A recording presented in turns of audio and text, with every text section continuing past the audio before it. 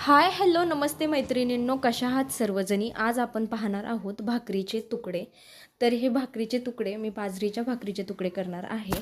रात्रीच्या उरलेल्या शिळ्या भाकरीपासनं हे भाकरीचे तुकडे बनतात. मस्त अशा 2 भाकरी चुरून घ्यायच्यात. जेवढ्या हाताने चुरणं शक्य आहे तेवढं आपण हाताने चुरायच्या आणि नंतर आपण ते मिक्सरमध्ये थोडं थोडं करून चांगल्या बारीक करायच्या. चांगल्या म्हणजे जास्त बारीकही करायच्या नाहीत आणि जास्त मोठ्याही राहिल्या नाही पाहिजे.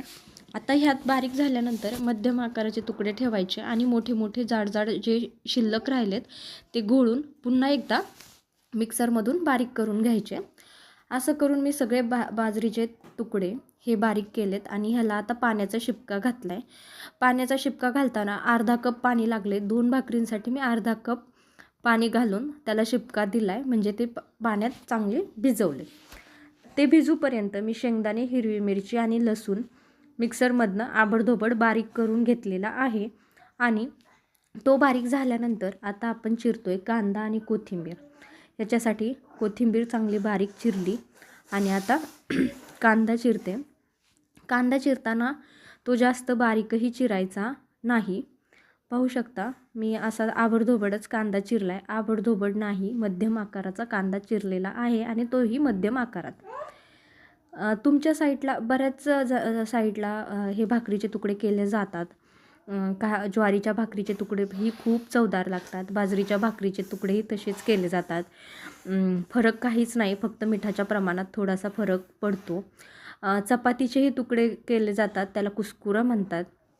तेही खूप छान लागतात. आणि जर तुम्ही असे तुकडे करून पाहताल तर भाकरी वायाला जाणार नाही आणि सकाळचा पोटभर नाश्ता ह्या तुकड्यांच्यातच होऊन जाईल. अतिशय चवदार असे हे तुकडे लागतात.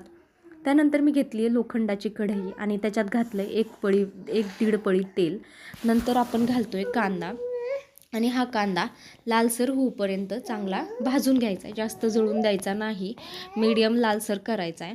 आणि टाकायचं आहे शेंगदाणे, हिरवी मिरची, लसूण आणि जिऱ्याचं वाटलेलं वाटण आणि हेही चांगलं परतून घ्यायचे, कारण आपण कच्चे शेंगदाणे घातले होते, ते शेंगदाणे भाजले नव्हते. त्यानंतर मी घातली कोथिंबीर आणि कोथिंबीरीनंतर हे भिजलेले तुकडे हे छान परतून घ्यायचे. आता ह्याच्यात आपल्याला घालायचे चवीनुसार मीठ. मीठ घालताना लक्षात ठेवायचं की ही बाजरीची भाकरी आहे, त्याच्यामुळं मीठ थोडं कमीच घालायचं, कारण की आम्ही भाकरीतही मी मीठ घालते, त्याच्यामुळं मीठ थोड्याच प्रमाणात घातलेलं आहे. हे चांगलं परतून झाल्यानंतर ह्याला चांगली वाफ येऊन द्यायची, म्हणून झाकण ठेवलं आहे आणि ह्याला 5-1 मिनिट चांगली वाफ येऊन दिली आहे. वाफ कशासाठी आणायची, तर हे तुकडे कच्चे राहू नये, पिठाळ लागू नाहीत, म्हणून वाफ आणणं खूप गरजेचं आहे. त्यात मीठ मिरचीचा सगळा स्वाद त्या तुकड्यात उतरला पाहिजे, म्हणून चांगले वाफून घ्यायचे. आणि मस्त असे आपले तुकडे तयार झालेले आहेत. आवडले असले तर कमेंट करा आणि तुमच्या घरीही बनवून बघा.